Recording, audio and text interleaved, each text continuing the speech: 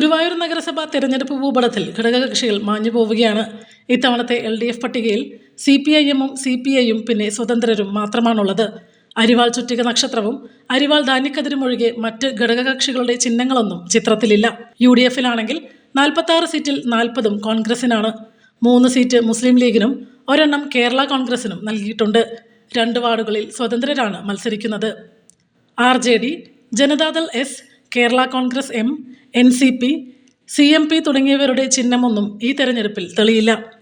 ജനതാദളിൻ്റെ ചക്രവും പിന്നീട് ട്രാക്ടർ ഓടിക്കുന്ന കർഷകനും ഇതിൻ്റെ തുടർച്ചയായി ജനതാദൾ S-ൻ്റെ കറ്റയേന്തിയ സ്ത്രീയും NCP-യുടെ ക്ലോക്കും കേരള കോൺഗ്രസ് J-യുടെ സൈക്കിളുമെല്ലാം ഇടത് പട്ടികയിൽ ഇടം നേടിയിരുന്ന ഒരു കാലമുണ്ടായിരുന്നു.